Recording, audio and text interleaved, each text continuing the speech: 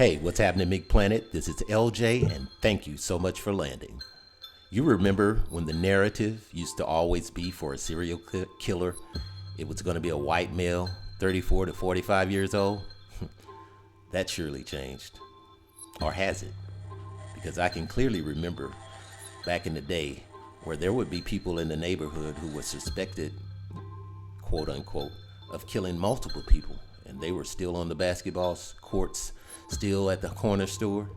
It's just that back in the day, for a black male, they would simply throw crack on a body and call it drug related, and nobody would look for them. But that's clearly changed now. Meet me inside. Horrible story to talk about. Meek Planet.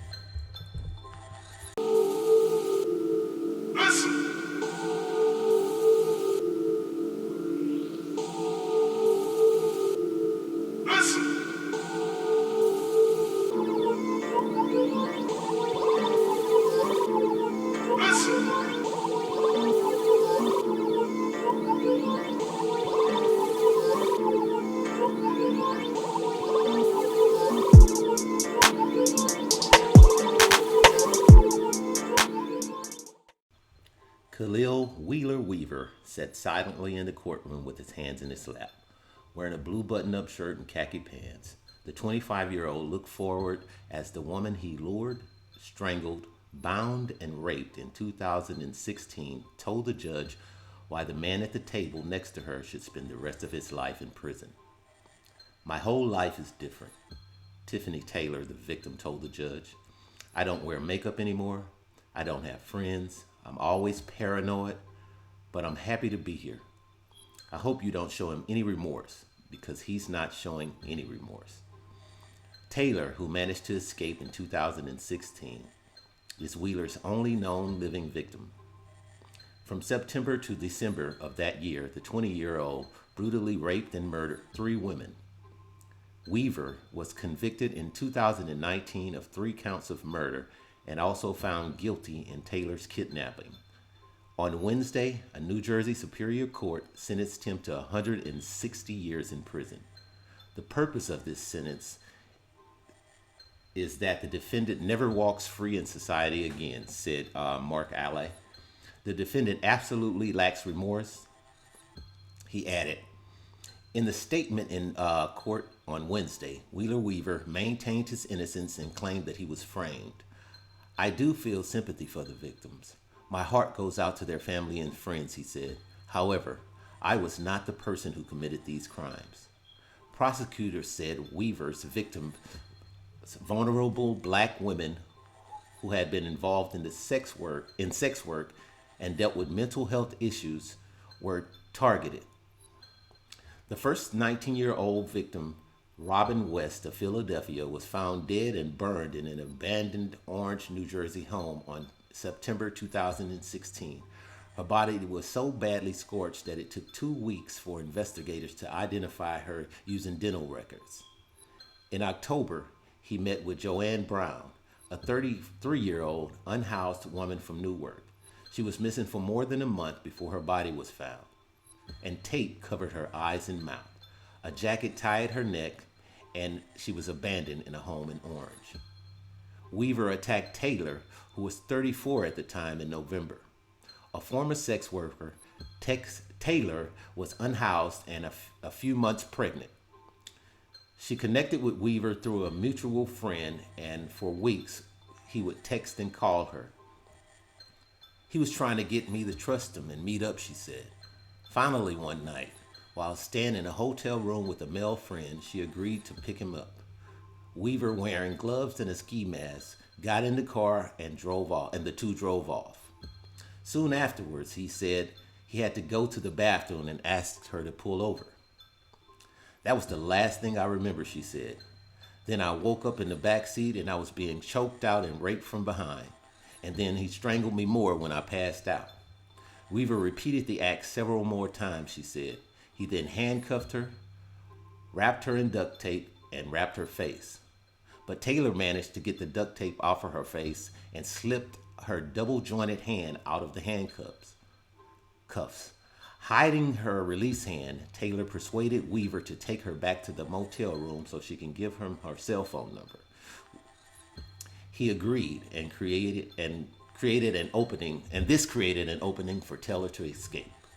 I wasn't planning on dying that day, she told the New Jersey outlet. My every thought was to get away. With Weaver standing outside of the hotel room, Taylor frantically told her friend in the room what had happened. Impatient, Wheeler began banging on the door according to security footage. She then showed him her free hand and Wheeler ran away. They didn't believe me, she told NewJersey.com. They thought I was lying.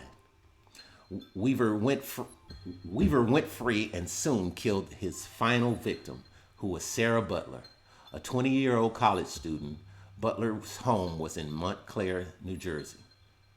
She met Weaver on a social media app Tagged and offered her $500 for sex. You're not a serial killer, right? She messaged him. She had been missing for 5 days when Butler's sister and friends hacked into her Tag account and found her message to Weaver. They created a fake profile and found Weaver's username and lured him to a Panera Bread for a meetup. Police arrived instead and questioned him, but they did not arrest him. On December the 1st, police found Butler's body covered in leaves and sticks on a nature reserve. Police arrested Weaver on December the 6th, and investigators connected him to the murders through the cell phone data and text messages and Google searches.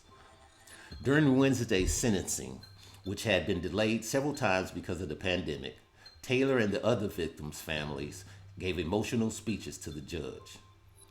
Anita Mason, West's mother, told the judge that she constantly thinks about her daughter's final moments. Robin Daphne did not, and I repeat, did not deserve to be strangled and set on fire and left in a house weighing a little over 60 pounds due to the destruction of the fire, she said. Butler's father, Victor, implored the judge to hand down the longest maximum sentence. I hope he lives a very long time so we can make him suffer every night like he made our girls suffer. I hope you suffer, boy, every night, he said. Man, this is horrible for them to have to go through this. And to think if they would have only listened to the girl that got away, he wouldn't have never got the last victim. Tiffany Taylor. If they only would have listened to Tiffany Taylor, the last victim would have been saved. Rest in peace, ladies. This is a horrible story. I hope the family is able to heal, although I know this is a wound that can never be healed. This is what happens when you deal with people who have an animal state of consciousness. Now, I don't want to blame the victims, but we have to be honest here. It was steps they took that allowed this young man to reach them. And unfortunately, it turned out horribly. Be honest with the people in your life. Let them know what's going on. We have to acknowledge that a lot of us could care less about life. We chase material things. There's this idea of superiority that's running rampant. So this young man, who, as they said, had a family that was with the police department, he was a security guard. Still, none of that means anything. Those are just jobs. Those are just titles. It doesn't change the person. The person is who they believe and who they consciously understand themselves to be. That's who this young man was.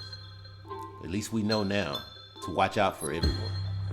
There's not this boogeyman of the white middle-aged guy waiting in the bushes or waiting to pick some prostitute up on the strip.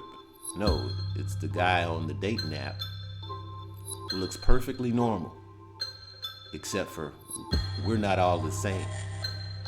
And there are people out there that would do things that we couldn't even fathom. I'm sure, well, I'm not sure, but if you've watched some of those or heard about some of the things that the cartel do to people, You understand when I say we are not the same. There are people out here with the consciousness and the state of mind of an absolute animal. It's just how they see the world. With that being said, I'll see you guys next video. Hopefully it's on a brighter note. Please like, please subscribe. See you next time.